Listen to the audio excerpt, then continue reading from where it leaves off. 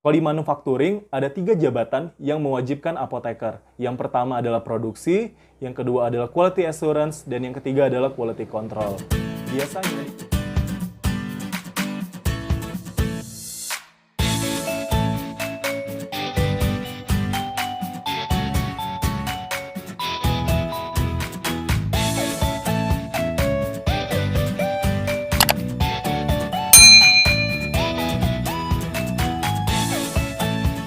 Halo rekan sejawat, ketemu lagi bersama saya Apoteker Jeffrey, co-founder Farmajob. Kalau misalkan rekan-rekan sudah lama follow Instagramnya Farmajob, pasti tahu ada banyak sekali lowongan pekerjaan untuk apoteker yang ada di Indonesia ini. Dari mulai sebagai quality assurance, analytical development staff, product manager, medical representative, dan banyak sekali jenis-jenis pekerjaan untuk apoteker lainnya. Jadi pekerjaan apoteker itu tidak melulu tentang pekerjaan apoteker di rumah sakit, di apotik, atau di pedagang besar farmasi. Tapi ternyata ada banyak sekali jenis pekerjaan apoteker yang bisa kita geluti sebagai karir kita. Jadi apoteker itu bisa bekerja di mana saja sih, dan pekerjaan kefarmasian itu meliputi apa saja. Ayo kita simak berdasarkan PP 51 tahun 2009 tentang pekerjaan kefarmasian dan juga Undang-Undang Kesehatan Nomor 36 tahun 2009. Berdasarkan Peraturan Pemerintah Nomor 51 Tahun 2009 tentang pekerjaan kefarmasian, apoteker adalah sarjana farmasi yang telah lulus sebagai apoteker dan telah mengucapkan sumpah apoteker. Berdasarkan Undang-Undang Kesehatan Nomor 36 Tahun 2009, pekerjaan kefarmasian meliputi pembuatan termasuk pengendalian mutu sediaan farmasi, pengamanan, pengadaan, penyimpanan, dan pendistribusian obat, pelayanan obat atas resep dokter, pelayanan informasi obat, serta pengembangan obat, bahan obat, dan obat tradisional. Mari kita jabarkan isi dari Undang-Undang Kesehatan Nomor 36 Tahun 2009 tersebut. Pekerjaan kefarmasian meliputi pembuatan termasuk pengendalian mutu sediaan farmasi. Di sini maksudnya adalah apoteker bertugas untuk memproduksi obat yang mana di dalamnya termasuk pengendalian mutu sediaan obat tersebut.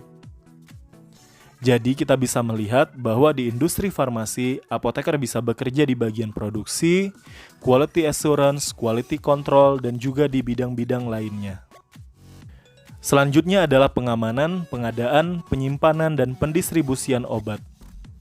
Ini adalah pekerjaan apoteker yang ada di pedagang besar farmasi maupun yang ada di rumah sakit di bagian manajemen instalasi farmasi.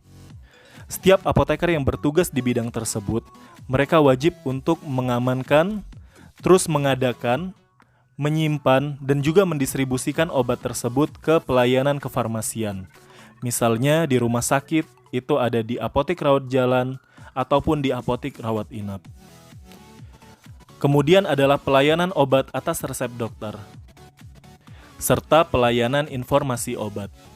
Nah, di dua bagian ini, apoteker yang ada di Fasyankes atau fasilitas pelayanan kesehatan, baik itu di rumah sakit, klinik, maupun di apotik, bertugas untuk melayani obat yang sudah diresepkan oleh dokter dan memberikan pelayanan informasi terkait obat tersebut kepada pasien yang menerima obat tersebut.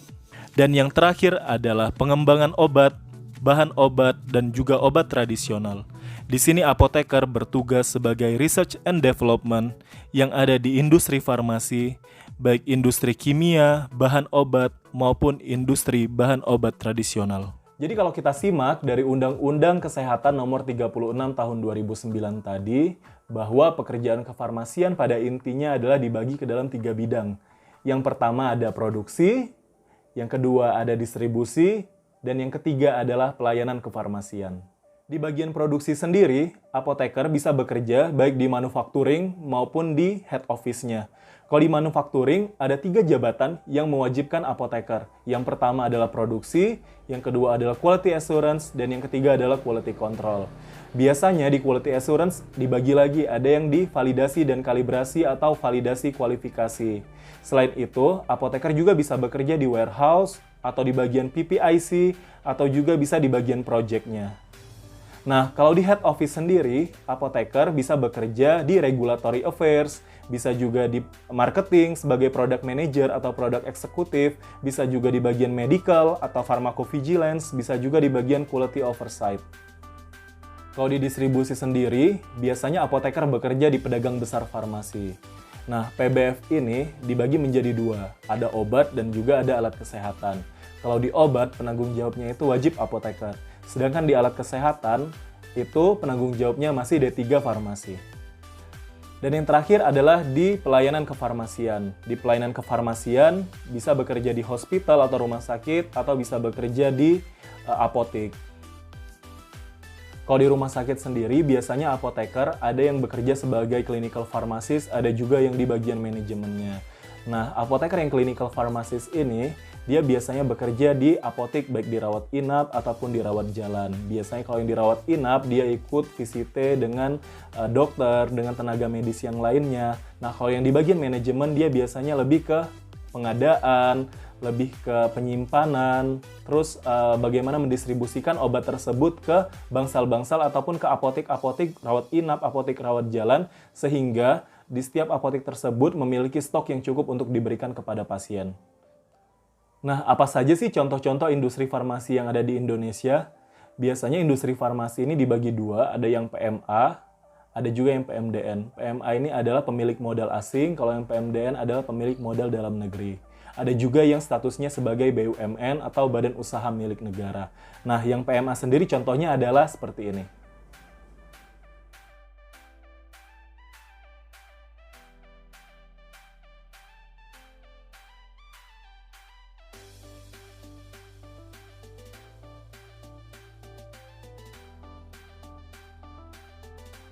Ini adalah contoh-contoh perusahaan farmasi modal dalam negeri.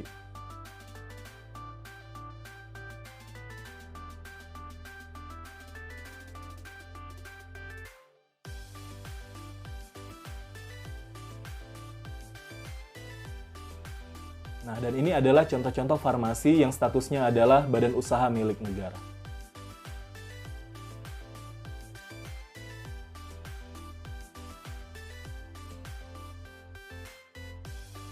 Nah, kalau di PBF atau pedagang besar farmasi sendiri, ini adalah contoh-contoh yang ada di Indonesia.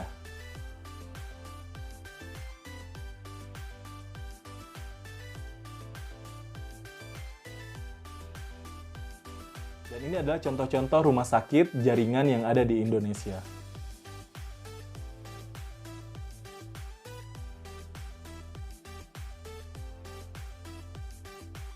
Contoh-contoh apotek jaringan yang ada di Indonesia.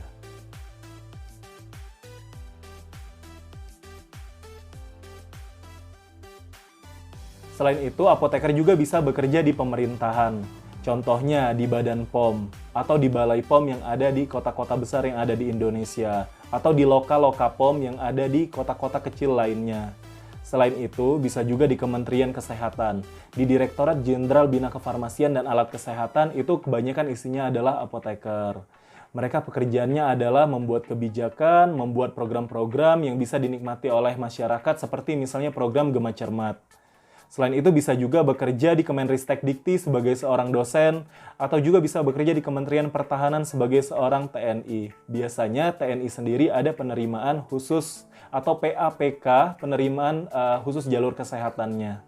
Selain itu, apoteker juga bisa bekerja di BPJS Kesehatan dan juga bekerja di NGO atau Non-Government Organization yang memiliki program yang biasanya bekerja sama dengan perusahaan-perusahaan farmasi di bagian farmakoekonomi atau di bagian pharmacovigilance yang mereka melakukan research terkait hal tersebut. Dan satu lagi saya lupa, yang paling penting adalah apoteker bisa bekerja sebagai peneliti atau menjadi bagian dari tim research and development yang ada di industri farmasi. Oke rekan sejawat, jadi tadi adalah macam-macam pekerjaan kefarmasian yang bisa digeluti oleh seorang apoteker di dunia kerja.